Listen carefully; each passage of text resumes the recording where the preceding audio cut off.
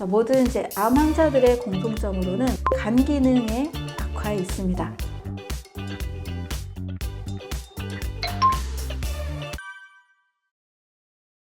9개월 전 영상인데 질문에 대답을 받을 수 있을지 모르겠네요. 질문입니다. 붉은색 고기, 돼지고기, 소고기를 먹어야 필수 아미노산은 얻을 수 있지 않나요? 야채, 과일, 콩만 먹으면 동물성 단백질에서만 얻을 수 있는 필수 아미노산은 어떻게 얻나요? 소고기를 일주일에 한 번은 먹는 게 맞습니까? 네, 고기에 대해서는 두 가지로 말씀을 드릴게요. 일단 우리가 알고 있는 8가지 필수 아미노산은 모든 식물성을 통해서도 얻을 수 있습니다. 콩류, 버섯류, 해조류, 녹황색 채소를 통해서도 8가지 필수 아미노산이 다 있습니다. 다만 비타민 B12의 경우 채식주의만 하는 분들은 그걸 얻지 못하니 보충제를 통해서 보충을 해라 라고 하는 이 부분이 좀 많이 문제가 되기는 합니다. 그런데 또 일부 채식주의자들, 베지테리언들 사이에서는 비타민 B12가 장내 미생물이 만들어내기 때문에 괜찮다라고도 주장을 합니다. 그래서 여러 논리들이 있긴 있습니다. 저는 고기에 대해서는 정말 너무나 논란이 많아요.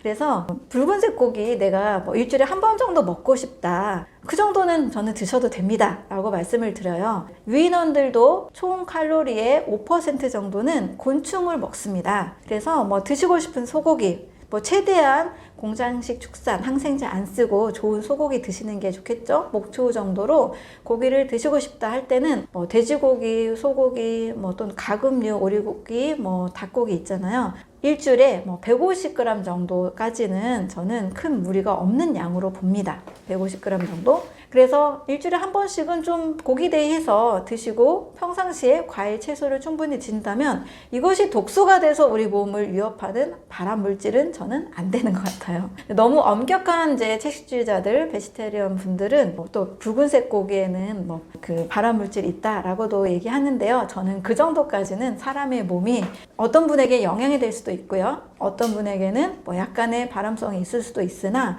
그 정도는 평상시 과일, 채소, 견과류 정도를 드신다라면 충분히 해독이 가능한 양으로 봅니다. 그래서 고기는 저 같은 경우는 그래요. 먹고 싶을 때는 먹습니다. 너무 자주 먹진 않지만 한 달에 많으면 4번, 한 2-3번 정도 저는 고기를 먹고 싶을 때는 먹고, 하지만 늘 일상적으로 반찬에 꼭 넣는 필수 식품은 아닙니다. 이렇게 해서 고기는 좀 약간의 좀 여유를 가지고 드시면 좋겠고, 지나치게 매일 먹는 것이 문제가 된다라고 말씀을 드리겠습니다. 고기 하면 사람에게 필요한 영양 성분으로는 단백질을 이야기합니다. 단백질은 동물성에만 있는 것은 아니고요. 식물성에도 있습니다. 우유도 단백질의 공급원으로 많은 분들이 선택을 하시는데요. 우유보다도 2배 더 흡수율이 좋은 단백질이 바로 버섯에 있는 단백질입니다. 또 밭에서 나는 고기라고 하는 콩도 좋은 식물성 단백질의 공급원이 되죠. 이 단백질은 콩류나 두부 같은 거 드시고, 또 버섯 드시고, 또 녹황색 채소에도 단백질이 있고, 과일에도 1%, 2% 정도가 단백질이 있습니다. 또 김이나 미역, 해조류에도 단백질이 있습니다. 이 단백질의 공급원이 꼭 고기만 먹어야 된다는 아니라는 거죠. 단백질은 식물성 단백질이 오히려 사람의 소화효소에 더 잘 소화가 되고 흡수율도 높기 때문에 동물성 단백질보다 식물성을 더 우선시하는 것이 더 좋습니다. 소를 보면 굉장히 근육질인데도 풀을 먹고 살잖아요. 원숭이, 고릴라, 침팬지, 이 유인원들을 봐도 굉장한 근육질입니다. 그들이 고기를 먹어서 근육질을 만들어낸 게 아니잖아요. 풀을 먹거나 과일을 먹고도 근육을 만들어낸 겁니다. 그래서 고기를 먹고 근육이 형성된다, 이 개념보다 내가 어떤 것을 먹었을 때 그 음식에 담겨있는 단백질과 함께 이 단백질이 비타민, 미네랄, 여러 효소들을 만나서 대사가 됐을 때 근육이 만들어지는 겁니다. 또 사람이 어느 정도 운동을 해야만 또 근육이 만들어지는 거죠. 그래서 단백질은 동물성만 드실 필요가 있는 것이 아니고 식물성을 통해서도 충분히 얻을 수가 있습니다. 또 고기의 경우에는 정말 방목해서 자란 소의 목초 같은 경우가 아니라면 대부분은 이제 우리나라 환경에서 대부분은 공장식 축산을 하기 때문에 여러 항생제 문제, 또 지나친 성장 호르몬의 문제로 인한 조숙증, 그리고 암세포가 커진다거나 이런 부작용도 같이 옵니다. 이 동물들이 대부분 또 항생제를 맞을 수준이 됐다는 것은 몸에 염증이 많다는 뜻이에요. 염증이 많은 동물의 살코기를 먹는 것이 과연 건강할까? 이것을 한 번쯤 생각을 해보시면 좋겠습니다. 동물 실험에서도 밝혀진 내용인데요. 똑같은 쥐에 아플라톡신이라는 발암 물질을 투여한 후에 암이 생길 수 있는 환경을 만들고 동물성 단백질과 식물성 단백질을 같이 비교를 했습니다.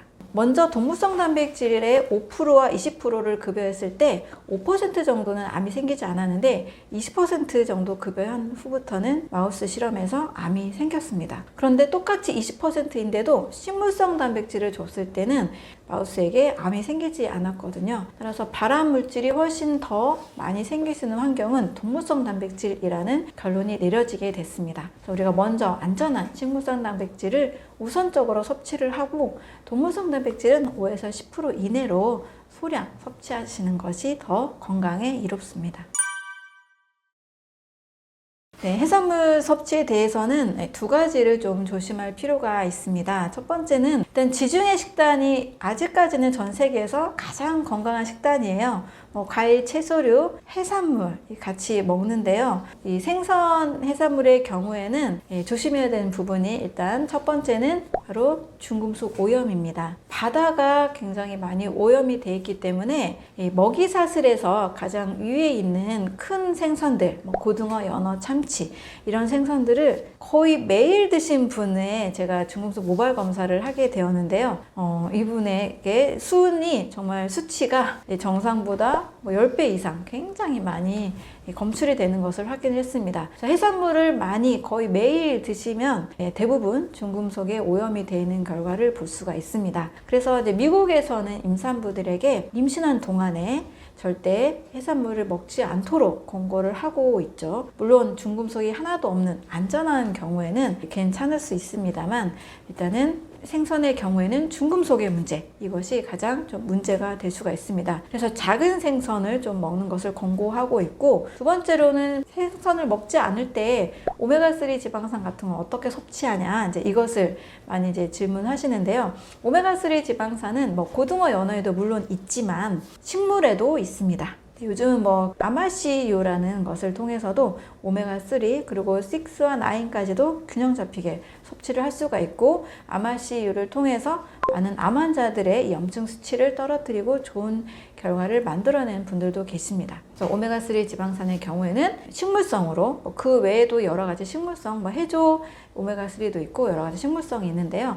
식물성에 안전한 것을 선택하시는 것이 좋겠습니다. 동물성 단백질에 좀 실험을 많이 제 몸에 해봤는데, 생선도 너무 많이 먹을 경우에는 일단 몸에서 유해 가스가 많이 나오는 것을 좀 느끼게 됐거든요. 과일과 채소를 좀 많이 먹을 때보다 해산물도 좀 많이 과식할 때는 일단 이건 동물성으로 같이 포함이 되기 때문에 지나친 양은 좀 절제를 할 필요가 있습니다. 대신 생선을 아예 안 먹고 사는 것이 힘든 분들은 과일, 채소 식단을 매일 잘 드시면서 좀 해독을 잘 하는 방향으로 드시는 것이 안전한 범위가 될 수 있겠습니다.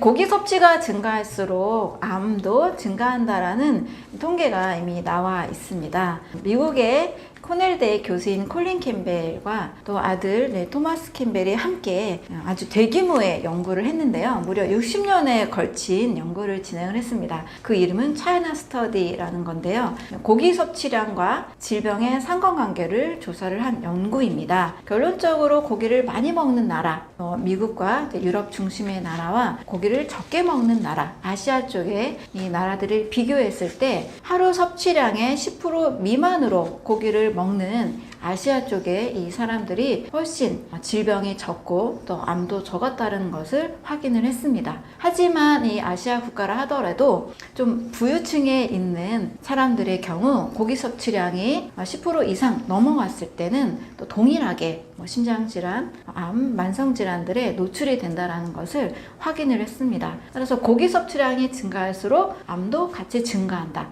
이것은 대규모 이 차이나 스터디 연구를 통해서 밝혀진 사실이 됩니다. 1981년 리처드 돌과 리처드 페토의 연구 논문에 의하면 암이라는 것은 35% 정도가 식습관에 의해서 생긴다라고 이야기를 하고 있습니다. 특히 붉은 고기, 가공육을 많이 섭취할수록 암이 많이 유발된다라고 결론을 내렸습니다. 이 내용은 미국의 국립보건원과 또 은퇴자 협회에서도 식습관과 또 고기 섭취와 암의 상관관계가 있다는 것을 계속 확인을 하고 있습니다. 고기를 먹으면 어떤 일이 일어나는지를 보니까 가공한 그런 고기 음식을 먹었을 때, 햄 같은 가공육을 먹었을 때 일어나는 변화가 확실하게 있습니다. 가공육을 먹은 어린이들의 경우 먹지 않은 아이들에 비해서 무려 백혈병 발병률이 74%가 넘다라고 보고가 됐고요. 성인의 경우 가공육을 먹었을 때 췌장암이 무려 69% 이상, 방광암이 59% 이상 증가한 것을 확인을 할 수 있습니다. 그 이유를 살펴보니까요, 일반 고기도 아닌 가공육을 먹었을 때는 고기를 처리하는 과정에서 화학 성분이 들어가게 되고 발암물질이 많이 생성된다라는 보고를 하고 있습니다. 가공육에서 많이 발견되는 나이트로사민을 먹었을 때 사람의 세포는 DNA가 유전자가 변하게 되고요, 또 활성산소가 많이 증가하게 됩니다. 고기 속에 있는 성장인자인 IGF-1은 암세포를 더 키운다라는 연구 결과가 있습니다. 그래서 가공육은 절대적으로는 정말 먹지 않아야 되는, 또 최소화해야 되는 음식이고요. 가공육과 함께 붉은 고기의 섭취도 역시 암을 유발한다라는 이야기를 같이 하고 있습니다. 이 고기를 먹었을 때 몸에서 어떤 변화가 일어나는지를 보면 일단 혈액이 탁해집니다. 고기 자체 이 성분이 일단 단백질과 또 지방으로 이루어져 있고, 또 동물의 항생제라든지 성장 호르몬, 또 다양한 성분들이 같이 있어서 사실 인체의 소화 요소가 100% 소화할 수 있는 성분이 아닙니다. 인체는 100% 소화가 잘 안 되는 음식에 대해서는 일단 소화 불량이 되면 그 찌꺼기가 남습니다. 그 찌꺼기와 함께 또 고기에 있는 지방, 이런 것들이 몸에서 계속 쌓이다 보니까 혈관 내까지도 계속 쌓일 수밖에 없는 거죠. 그래서 혈액이 탁해진다라는 이야기를 하고 있습니다. 우리가 생명은 우리 몸 전체, 피가 산소와 영양소를 전달해줘야 우리가 살고 있는데요. 이 피가 탁하고 오염이 되기 때문에 몸 전체에도 당연히 나쁜 영향을 미칠 수밖에 없습니다. 또 두 번째로는 이 피가 오염이 되면서 그 찌꺼기들을 처리하는 과정에서 림프가 막히고, 림프에 너무나 많은 노폐물 증가로 인해서 몸 전체에 독소가 같이 쌓이게 됩니다. 림프라는 것은 몸의 여러 순환을 돕는데요. 우리가 피의 순환, 혈액 순환 너무 중요한 것으로 잘 알고 있잖아요. 림프 순환도 노폐물을 배출하고 또 면역 세포들이 이동하는 통로로서 매우 중요합니다. 림프 순환이 바로 고기에 있는 여러 성분들, 또 다 대사되지 않은 찌꺼기들로 인해서 림프관이 막히고 순환이 잘 되지 않으므로 몸에 독소가 쌓일 수밖에 없는 거죠. 이렇게 고기를 먹게 되면 이 혈액과 림프의 변화로 인해서 몸 전체에는 독소가 쌓이는 방향으로 갑니다. 몸에 독소가 쌓인다는 것은 역시 질병에 걸릴 확률, 또 암에 걸릴 확률이 높아지게 되는 거죠. 고기에 있는, 고기를 소화시키고 나면 생기는 부산물인 암모니아나 요산이나 요소, 인돌, 스카톨, 이런 성분들은 인체에서 빨리 나가줘야 되거든요. 순환이 잘 안 되다 보면 이런 성분들이 몸에 쌓이고, 또 이 성분들 때문에 다양한 질환들에 걸릴 확률이 높아집니다. 이런 요산이나 요소나 노폐물들이 우리 몸에서 빠져나가지 않고 결석을 만들어서 신장이나 간이나 담석에 쌓이게 됩니다. 결석이 생겼을 때 당연히 건강에 해로울 수밖에 없겠죠. 그래서 고기는 이런 여러 요인들로 질병을 유발할 수 있는 확률을 높여준다 라고 할 수 있습니다. 안 먹거나 아니면 최소화하는 것을 차이나 스터디를 연구한 콜린 캠벨도 권장하고 있습니다.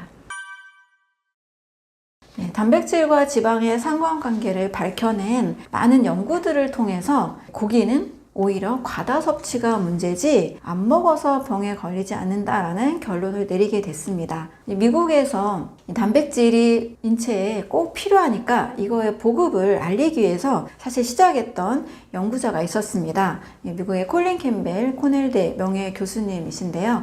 단백질이 너무 중요한 걸 누구나 알고 있죠. 이 중요성을 알리기 위해서 중국, 필리핀, 고기를 많이 섭취한 지역과 사람들, 고기를 잘 먹지 않는 식물 위주로 많이 먹는 지역과 사람들을 조사를 해봤습니다. 그래서 좀 가난해서 고기를 많이 먹지 못하는, 단백질 섭취가 부족한 이 어린이들, 또 그 나라의 사람들을 위해서 어떻게 하면 보급을 할까, 이것을 이제 고민하다가 연구를 시작하게 됐는데요. 오히려 더 정반대 현상이 일어나게 됐습니다. 어떤 문제가 생겼냐면, 동물성 단백질을 많이 먹은 지역과 나라의 사람들이 더 병에 많이 걸린다는 거죠. 그리고 고기를 적게 섭취하고 채소, 과일, 통곡식 위주의 음식을 먹는 가난하고 좀 어려운 그런 지역과 아이들이 더 질병이 없었다는 사실을 발견하게 됩니다. 이것이 바로 차이나 스터디, 중국 연구라는 건데요. 무려 8억 8천 명을 대상으로 2,400개의 지역을 조사했기 때문에 뉴욕 타임스에서는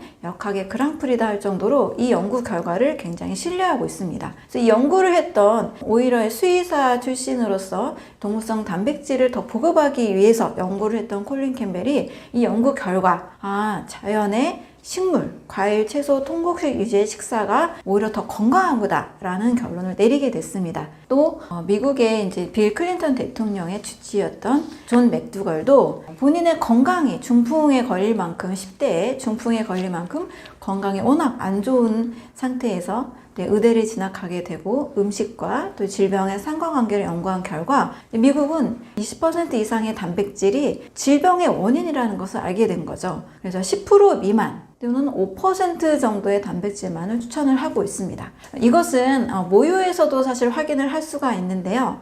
제가 이제 모유와 또 우유의 단백질의 비율을 비교해 보니까 사실 성인보다도 갓난아기만큼 단백질이 더 필요한 사람이 없잖아요. 가장 이 성장 발육이 왕성한 시기인 갓난아기조차 모유의 총 칼로리의 5%에서 불과 7% 사이 정도만 단백질을 구성이 되어 있는 것을 확인을 할 수가 있습니다. 그런데 우유는 소가 먹는 거죠. 송아지가 먹는 거죠. 송아지가 먹는 단백질의 함유량을 봤더니 우유보다도 무려 3배, 4배 더 높은 단백질을 가지고 있습니다. 그것은 너무 자연의 이치상 너무나 자연스러운 현상이에요. 왜냐면 소는 약 1년 정도면 다 성장하니까 성장 속도가 굉장히 빠르잖아요. 사람은 15년 이상, 때로는 20년 가까이 성장하기 때문에 이 성장 속도가 느릴 수밖에 없습니다. 단백질의 함유량은 오히려 과한 상태에서 항상 질병의 원인이 되고 여러 암, 당뇨, 고혈압, 심혈관 질환 이런 만성 질환의 원인이 되고 소량 섭취했을 때 그 결핍으로 인해서 질병에 걸리는 일은 사실 요즘 시대에는 없습니다. 단백질 결핍으로 인해 생기는 질병은 콰시오커라고 해서 전체적으로 음식 섭취량이 너무나 부족할 때, 이렇게 좀 난민 국가들이 있죠. 음식 자체가 부족한 국가. 그럴 경우에 단백질 결핍증에 걸리지, 지금 이 시대를 살고 있는 사람들은 단백질이 부족해서 그런 병에 걸리는 사람은 거의 없겠죠. 음식 섭취량이 심각하게 부족할 때 단백질이 부족하지, 일반 과일, 채소, 통곡실, 콩류, 견과류 이런 음식을 통해서는 결코 단백질이 부족하진 않습니다. 그래서 동물성 단백질은 5% 이내로 최소한의 섭취, 기호식품 정도로만 먹는 것이 훨씬 더 안전하다고 볼 수 있습니다. 소고기를 많이 먹게 되면 오히려 단백질 반, 지방 절반이기 때문에 포화지방을 또 굉장히 많이 먹게 됩니다. 소고기에 있는 단백질은 또 소량은 괜찮지만 항상 우리가 소량만 먹기보다 약간 과하게 먹기가 쉽잖아요. 그래서 많이 먹을 경우에는 소화 불량된 아미노산들, 단백질들이 생겨서 인체 내에서는 여러 알레르기의 원인 되기도 하고 또 독소가 되기도 합니다. 소화가 잘 되는 식물의 단백질을 저는 더 추천을 드리는데요. 많은 사람들이 이제 채소에는 단백질이 없을 것 같다 생각해요. 하지만 노광색 채소에도 단백질이 있고 또 버섯에도 우유 단백질보다도 고기 단백질보다도 더 소화가 잘 되는 단백질이 많이 있습니다. 또 콩도 밭에서 나는 소고기라고 할 정도로 별명이 지어져 있잖아요. 콩 단백질은 사람이 먹었을 때 굉장히 또 소화 흡수가 잘 되는 단백질로 알려져 있죠. 해조류에도 또 견과류에도 통곡식에도 각각의 이 식물들에는 성분에 맞는 적절한 비율로 모두 식물성 단백질이 있습니다. 채소를 먹었다고, 채식을 했다고, 식물식을 했다고 단백질이 결핍되지 않고 충분히 더 소화가 잘 되는 단백질이 있기 때문에 소고기를 먹지 않아도 안전하다고 할 수 있습니다. 대신 이제 소고기를 너무 좋아하시는 분들이라면 꼭 이 채소와 함께 소화가 잘 되는 양 정도로만 가끔씩 섭취하시는 것이 좋겠습니다. 네, 첫 번째로는 동물성 단백질을 많이 먹은 사람과 또 채식 중심의 식사를 한 사람들을 조사를 해봤습니다. 무작위로 조사를 해봤는데요. 먼저는 암이나 당뇨나 심장질환이 없는 사람들을 대상으로 했습니다.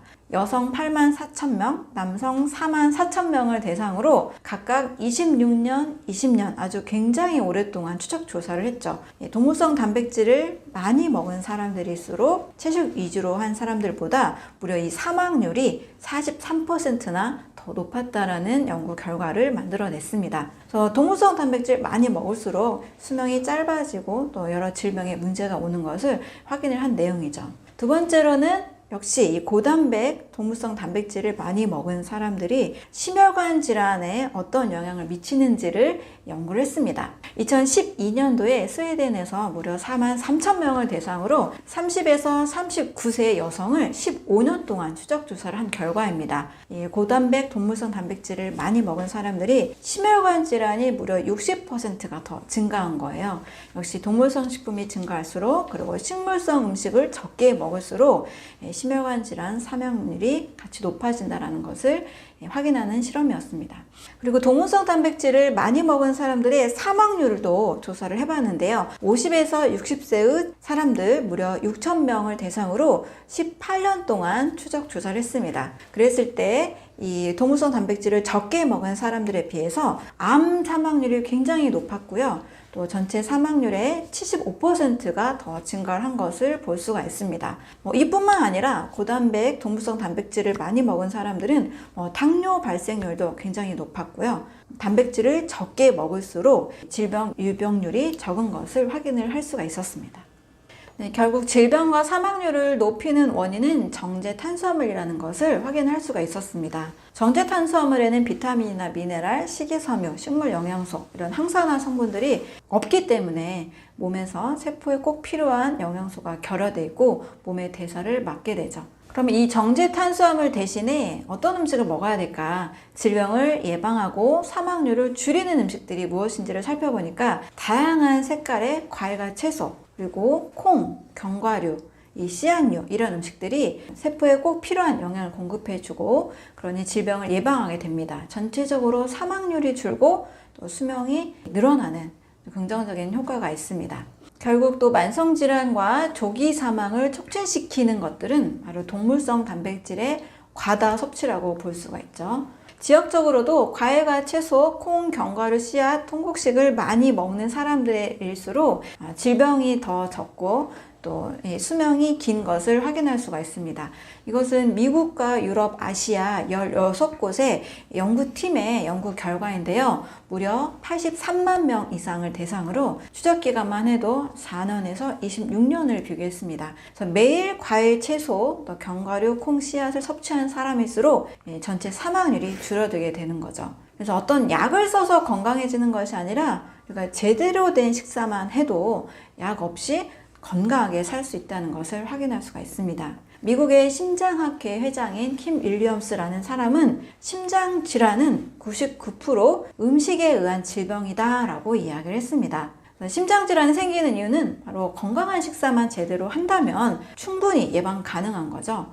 뿐만 아니라 암이나 당뇨, 고혈압 모든 만성 질환도 역시 음식에 의한 병이니까요. 이런 부분들을 잘 신경 써주면 되겠습니다. 미국인들의 경우에는 SAD라고 해서 스탠다드 아메리칸 다이어트 미국의 표준 식단이 있는데요.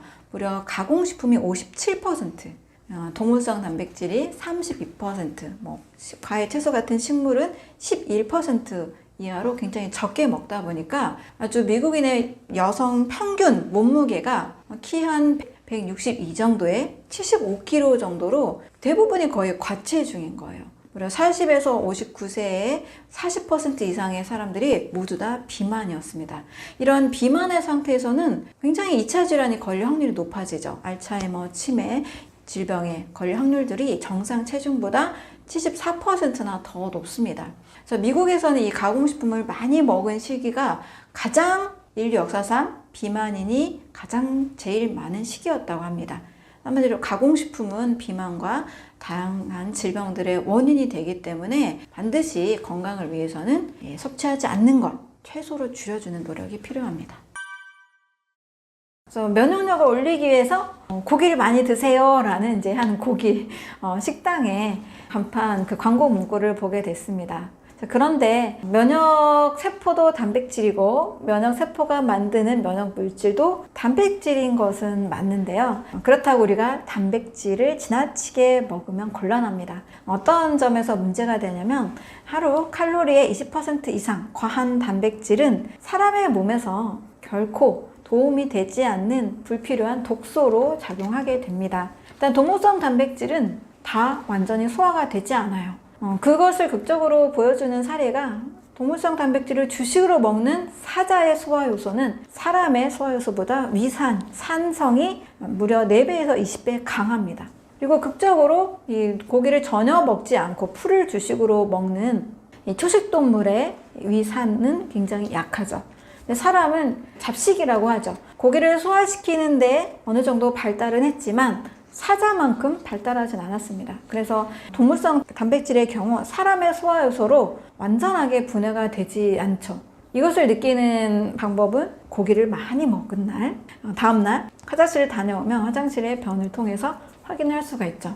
동물성 단백질은 사람의 소화요소로 완벽히 소화가 안 된다. 그러면 이 소화가 안 된 그 소화 불량 찌꺼기들은 몸에서 독소로 작용한다. 대사하는 과정 중에 암모니아나 인돌, 스카톨 같은 이런 독성 물질이 많이 나오게 되고 이것을 여과하는 신장에서는 굉장히 과부하를 겪게 됩니다. 신장 질환으로 이어지는 그런 부작용들이 나타나게 되죠.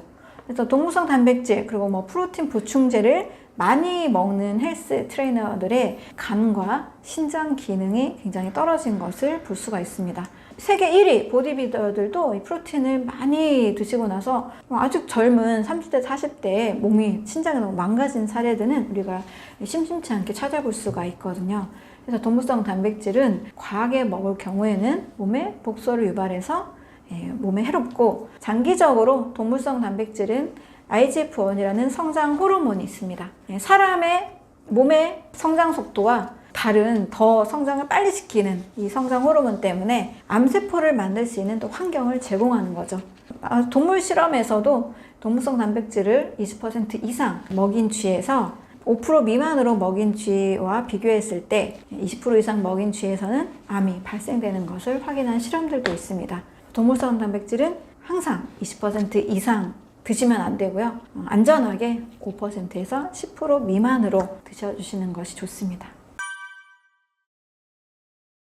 첫 번째는 암을 유발하는 성분으로는 다양한 가공식품의 첨가물을 말할 수가 있습니다. 일단 첨가물이라는 것은 식품을 가공하면서 보존하거나 또 유통하는 과정에서 또 향을 넣기도 하고 불필요한 성분을 좀 넣게 됩니다. 하나의 작은 음식만 가공을 해도 편의점에 작은 김밥이나 샌드위치에도 30에서 50가지의 첨가물이 있으니까요. 우리가 사 먹는 가공식품에는 굉장히 다양한 첨가물들이 있다고 볼 수 있습니다. 일단 첨가물은 간에서 해독을 거쳐서 빠져나가게 되는데 이게 너무 과부하게 오게 되면 이제 간에서 해독력이 떨어지게 되겠죠.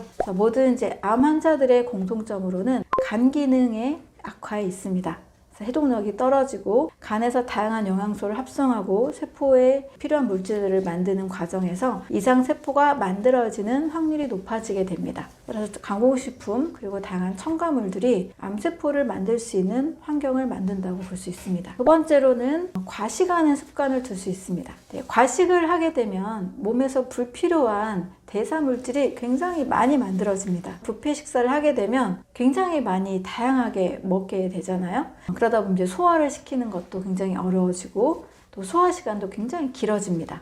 악취가 나는 방귀가 나오기도 하고 트림이 나오기도 하고 이 과정을 보면 대사 산물이 많이 생긴다라고 볼 수 있습니다. 근데 과식을 아주 가끔 한 번 정도는 무리가 없겠지만 습관적인 과식을 하게 되면 대사 산물 찌꺼기가 많이 생기게 됩니다. 이 대사 독소라고도 할 수 있는데요. 대사 독소를 해독하는 과정도 몸에서 과부하가 생기고 역시 간 기능에 굉장히 악화를 가져오게 되는 거죠. 환경적으로도 여러 플라스틱도 우리 뇌나 간이나 신장에 쌓인다라는 보고들이 있습니다. 당연히 이 세포 속으로 이게 더 쌓이다 보면 세포 속으로도 흡수가 되는 일도 일어나고 있는데요. 이랬을 때는 이제 세포 기능 장애로도 이어질 수가 있겠죠. 건강에 좋은 환경을 만드는 것도 매우 중요하다고 볼 수 있습니다. 최대한 첨가물 음식 줄이고 또 과식보다는 좀 적당한 식사 그리고 좀 자연에 가까운 친환경적인 소재들을 사용하는 것도 중요하다고 볼 수가 있습니다.